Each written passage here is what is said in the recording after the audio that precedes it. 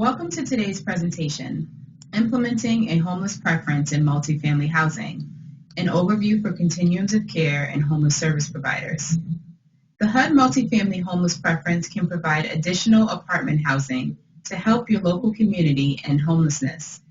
Today, we will share how Continuums of Care, or COCs, and service providers can partner with multifamily property owners and agents and HUD staff to implement the homeless preference. COCs and service providers can play a key role in the success of the multifamily homeless preference. HUD encourages COCs and service providers to work with HUD multifamily property owners and agents and HUD staff to promote the homeless preference in your community. COCs and service providers can help recruit owners and agents to adopt the preference by designing a referral and service package that they can depend on. Opening Doors is the federal strategic plan to prevent and end homelessness. It calls for the strengthened alignment of federal, state, local, and private resources, including multifamily housing. The goal of the multifamily homeless preference is to encourage HUD multifamily housing to be part of the solution to homelessness in local communities across the country. There are helpful tools on the HUD Exchange website for COCs, service providers, and property owners and agents who wish to implement the homeless preference. The HUD notice on the preference provides guidance on how to implement the homeless preference at properties. Opening Doors through Multifamily Housing, a toolkit for implementing a homeless preference, provides a step-by-step planning guide and templates for launching the preference in local communities. The multifamily homeless preference applies specifically to HUD multifamily housing. Let's talk about the characteristics of HUD multifamily housing. HUD multifamily housing is privately owned housing that receives rental subsidy from HUD. A property owner might own one property or multiple properties. Prospective renters apply to each property separately. Multifamily housing includes subsidized apartment housing for individuals, families, elders, and people with disabilities. A property may serve one or more subpopulations. For properties with deeply subsidized apartments, the resident rent contribution is 30% of adjusted monthly income. HUD project-based assistance pays the rest of the rent to the property owner. Applicants for subsidized apartments must meet income and other eligibility criteria. Multifamily property owners and agents screen households for suitability, just like any other private property owner might. Now let's walk through how the multifamily homeless preference works at properties. The HUD multifamily homeless preference is an optional, owner-adopted preference that applies to privately owned HUD-assisted multifamily housing with project-based rental subsidy. The homeless preference impacts the order in which applicants are selected from the waiting list, allowing homeless families and individuals to move quickly to the top of the list. Because multifamily properties are generally occupied, apartments for the homeless preference become available only upon turnover. Not all properties have waiting lists. If there is no waiting list, a preference isn't needed. Vacancies at a property can be filled quickly with eligible homeless applicants referred by service providers. Household eligibility and screening criteria remain the same for homeless applicants. The homeless preference gives choices and flexibility to property owners and agents to encourage them to sign up their properties for the preference. Property owners and agents may choose which properties are a good fit for the preference.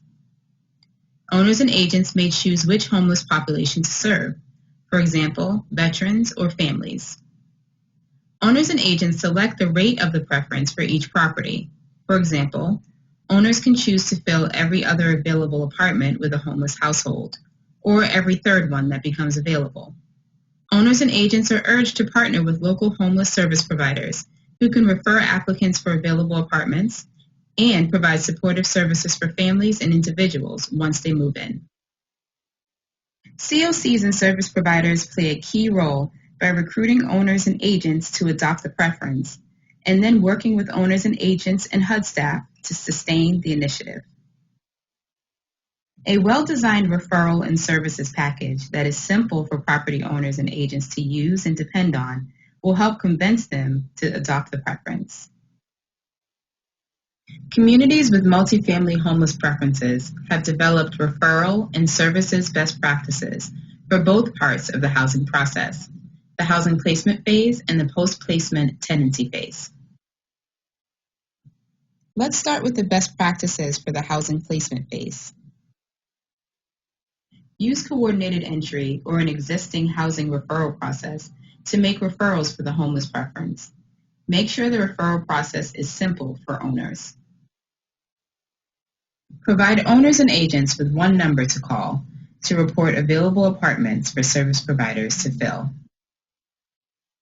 Providing swift referrals within a set, agreed-upon number of days ensures that households move to housing quickly and that property owners don't lose money on vacant apartments. Helping households to identify and overcome barriers ahead of time increases their likelihood of admission. Accompany households to appointments at the property. This helps the property manager in the homeless household to move through the application process as smoothly as possible.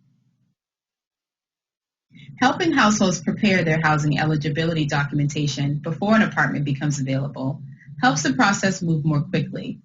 Examples of eligibility documentation may include photo identification and proof of income and assets. Have funds available to assist households with move-in costs.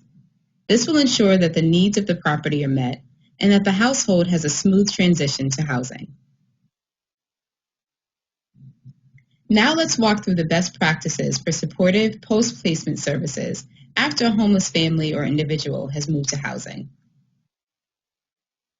Leverage existing services such as rapid rehousing or supportive services for veteran families, also known as SSVF, to provide post-placement case management services. Provide owners and agents with one number to call in case a household is struggling with its tenancy. Schedule periodic check-ins with participating properties to remind property managers to send you information about available apartments and to check in on existing tenancies filled through the homeless preference. Establish a contingency fund for households that fall behind on rent or utilities. If your COC is interested in implementing the homeless preference, here is a planning roadmap to get you started. Use the toolkit for implementing a homeless preference to guide your planning process. The toolkit includes a planning flowchart, best practices, and template documents. Then you may want to assemble a planning team with COC and service provider representatives, local HUD field office staff, and property owners and management agents. Identify the HUD multifamily properties in your community and find out if any COC members have existing relationships with the owners and agents to assist your owner outreach efforts. Determine what services are easily available for homeless households at the time of move-in, such as rapid rehousing or SSVF. Decide which homeless subpopulations to target based on the services available and types of multifamily properties in the area. Set up a referral process that is fast and efficient for owners and homeless households. Create an outreach strategy to recruit property owners and agents to adopt the preference. Communities have used a variety of outreach approaches, including owner outreach events for targeted groups and meeting one-on-one with owners and agents. Once the preference is established, cultivate ongoing relationships between property owners and agents, the COC, and service providers so that challenges can be addressed and adjustments made over time.